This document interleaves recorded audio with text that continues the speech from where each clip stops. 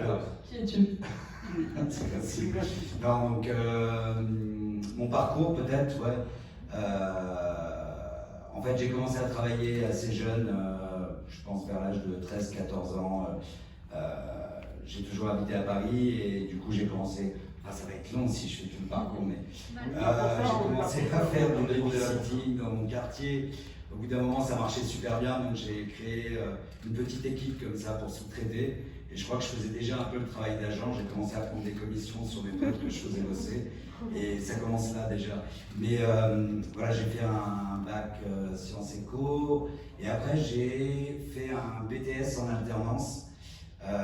C'était les premières années de l'alternance, donc c'était une galère sans nom pour trouver des boîtes qui voulaient prendre des gens en alternance, puisque personne ne connaissait vraiment le système. Et j'ai commencé à bosser chez Classcroute, sandwicherie, qui était à Rony 2. Et je faisais des sandwichs, j'apprenais à faire des stocks, les conneries, machin. Et puis je me suis embrouillé avec eux, je me suis barré, j'avais un peu de mal avec l'autorité, le truc, le machin.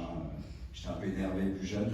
Mais voilà, et après j'ai réussi à rentrer un peu par un hasard de la vie, et dans une agence de mannequins, pareil, en alternance, comme ça. Là aussi, c'était pas très évident. Et puis finalement, j'ai eu la chance de rencontrer ce mec qui tenait une agence et qui m'a pris, qui m'a un peu jeté comme ça dans l'agence de mannequins. J'avais jamais ouvert un magazine de mode, je savais pas ce que c'était la photo de mode, je savais pas ce que c'était un mannequin, etc. Et j'ai commencé à bosser, j'ai commencé à plus vraiment aller en cours parce que ça devenait un vrai job. J'étais payé, je sais pas, c'était genre un quart du SMIC. J'étais le premier arrivé là-bas, je fermais l'agence, j'ouvrais l'agence. Genre j'étais comme un chien le week-end à me dire peut-être je peux y retourner et tout. Et du coup j'ai appris un petit peu le travail d'agent et j'ai appris un peu Enfin j'ai réalisé que la mode en fait c'était un vrai business. L'industrie du luxe, l'industrie de la mode, etc. Et j'avais effectivement une habilité enfin, j'ai toujours été dans une optique d'être commercial d'une certaine manière. Et du coup, je me suis rendu compte que j'arrivais à créer des choses dans l'agence et que l'univers de la mode, c'était un petit peu plus ouvert que ce que j'imaginais. Et puis voilà, et ça se passait super bien. Donc, quand j'ai fini mon BTS, j'ai été démarché d'autres agences de mannequins. Et je suis allé dans une première qui était une super grosse agence où j'ai travaillé 3 ans. Et puis après, je suis rentré dans une des meilleures agences à Paris.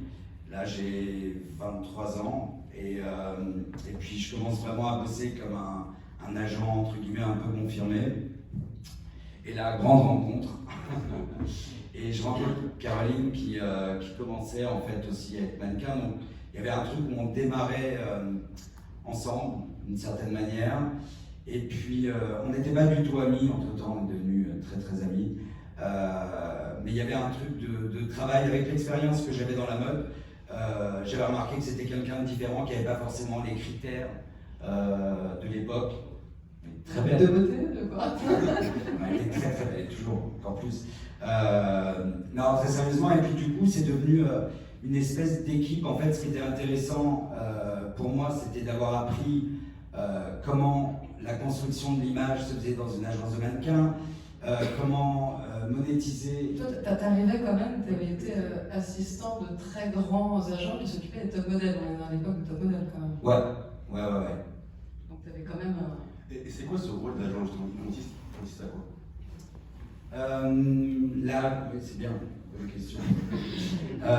C'est la construction de l'image d'un mannequin. Son image, c'est sa valeur, du coup, dans l'industrie, son influence sur la mode, sur les designers, sur les marques, donc sa présence dans les campagnes, dans les défilés. Et ton travail d'agent, c'est de réussir à construire l'image de quelqu'un qui n'est pas réellement un mannequin au départ, qui est juste une fille, un garçon qui est très beau, qui correspond à des critères de beauté. Et donc, tu construis sa carrière, tu deals ses contrats, tu fais les bons choix stratégiques. Je sais pas, Caroline, elle expliquera bien mieux comment. Non, enfin je pense qu'en effet, dealer les contrats et répondre au téléphone, c'est une forme d'être agent. Je pense que Saïf a participé à la création d'un autre rôle qui est en effet, agent comme il le fait, d'accompagner, de construire dans la stratégie. Je pense pas qu'ils le fassent tous du tout. Et c'est ça qui a été intéressant, je pense, dans ton parcours, qui a fait, il n'a pas fini encore de dire tout ce qu'il a fait jusqu'à maintenant, mais qui a fait que tu es arrivé à ce niveau-là. C'est l'intelligence d'accompagnement, de décerner le talent de chacun, les qualités. Enfin, ça va plus loin en fait que le travail d'agent à la base, je pense. On peut dire que tu as révolutionné un peu ce travail dans cette industrie. Non. Oui. Non, je pense que sincèrement, Saïf a une humanité qu'il a réussi à. Et je pense que c'est là où on s'est retrouvés tous les deux en fait, dans notre façon de travailler, c'est qu'il a décidé que c'était pas qu'un métier d'argent et que l'humain en fait allait être sa priorité dans son travail.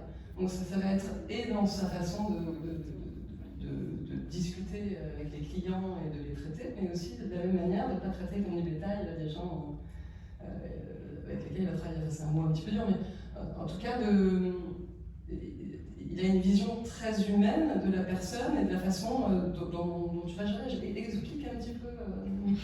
Non, mais c'est mais ça qui a fait ton. Quand tu es agent, tu t'occupes donc de gens, donc il y a effectivement ce côté commercial dans les deals, etc. Mais après, je ne vends pas des machines à laver ou des iPhones. Donc, tu es obligé d'entretenir une relation avec les gens dont tu t'occupes et c'est un accompagnement. C'est un accompagnement humain, donc ça passe par beaucoup de choses. Voilà, et donc, arrivé donc à mes 23 ans, ma rencontre avec Caroline, et là, effectivement, il y a eu un travail de stratégie, de construction entre nous. Et ce qui est intéressant dans notre relation, c'est que je suis l'agent de Caroline et je suis devenu à ce moment-là l'agent de Caroline, donc à l'accompagner dans ses projets, à l'aider à faire des choses et à être professionnellement quelqu'un d'important et d'être là où elle devait être, donner ce qu'elle avait envie de donner, etc. Et parallèlement, à ce moment-là, j'ai rencontré quelqu'un qui est aussi devenu, pas mon agent, mais mon allié, et qui m'a accompagné d'une manière différente, presque en secret, comme un coach. En fait, je partageais tout avec elle, où j'en étais dans la boîte, les rapports avec les gens, la difficulté. Je venais pas du tout de ce milieu-là. Mon père est éboueur, ma mère est femme de ménage, donc j'arrive dans ce monde comme ça qui pour moi n'existait pas, enfin, où j'ai pas les codes, les règles, etc. Et je me retrouve avec quelqu'un qui me pousse à grandir, à développer, à prendre confiance en moi, et là on devient des mafieux. Rien ne nous arrête. Non, et on a fait une main basse comme ça sur tout l'univers de la mode. Et... Non, mais voilà, c'est un peu l'idée du parcours, comme ça en grande ligne. Oui, après tu t'es... Ah oui, après, donc là, je suis devenu directeur de la boîte que je gérais, qui était une des plus belles, qui est toujours d'ailleurs une des meilleures agences de mannequins à Paris, où je suis resté 13 ans. Après, je suis parti et j'ai repris une boîte américaine qui s'appelle Next, où je suis devenu président Europe de la boîte, où j'ai travaillé pendant 8 ans, 9 ans. Et là, depuis 2 ans et demi, j'ai construit ma boîte qui s'appelle Safe, parce que you're safe with me. C'était un dîner. Ouais. Voilà. Et voilà. C'est hyper gênant de se raconter. Hein. Non, mais c'est. On a l'habitude, alors on écoute. Ah ouais, mais soyez indulgents. Et c'est inspirant. Donc c'est inspirant parce que tu es dans un univers que tu ne connaissais pas. Non, du tout. Tu as découvert au fur et à mesure. Ouais. C'est peut-être même ce qui a fait ta force. Oui, je pense. Peut-être de ne pas idolâtrer cet univers et d'arriver à un... Bah pour moi, c'est aussi ce qu'on a en commun avec Caroline, c'est du travail. Donc c'est la valeur travail. Et encore aujourd'hui, voilà, j'ai ma boîte, j'ai beaucoup de chance et tout, mais je travaille 14 heures par jour et voilà, j'ai eu l'indélicatesse de poser le téléphone là, mais parce que je sais que voilà, il faut taffer et que tu vois, à un moment donné, voilà. Je dirais 2 choses, je dirais le travail et une certaine candeur en fait. C'est-à-dire qu'on arrive dans les endroits et et on a envie d'apprendre et de s'amuser. Et c'est un truc que les gens nous ont, depuis 25 ans, ils nous disent on a toujours envie d'être avec vous parce que vous avez l'air de vous marrer dans ce que vous faites, alors qu'on est très très pro et qu'on fait notre taf. Et qu'on bosse comme des malades, mais qu'on s'amuse aussi. Il y a un artiste qui vient de Rouen qui s'appelle Rides, que tu gères, tu dois en gérer d'autres. On aimerait savoir un peu comment tu les gères, qu'est-ce qui se passe avec eux, qu'est-ce que tu fais pour eux, et qu'est-ce que ça leur apporte. Je m'occupe de leur image en fait. Moi je travaille pas par exemple pour Rides sur non, enfin pas sur la musique, etc. Ou après je suis impliqué dans des projets qu'il peut faire avec sa maison de disques ou son management. Mais moi en fait je m'occupe de l'accompagner, c'est-à-dire que déjà par rapport à ses clips, les réalisateurs avec qui il va travailler, les vêtements qu'il va mettre, les photographes avec qui il va travailler, je lui fais faire des photos dans les magazines quand il sort des choses, je le présente à des designers, des marques. On commence des collaborations. Le but en fait de ce que je fais, c'est d'avoir une image qui est intéressante aujourd'hui. Voilà, les chanteurs, les acteurs font de la mode aussi, sont dans les magazines de mode, font des contrats avec les maisons de mode, et tout ça, ça se construit en fait. Et moi, je m'occupe de ça,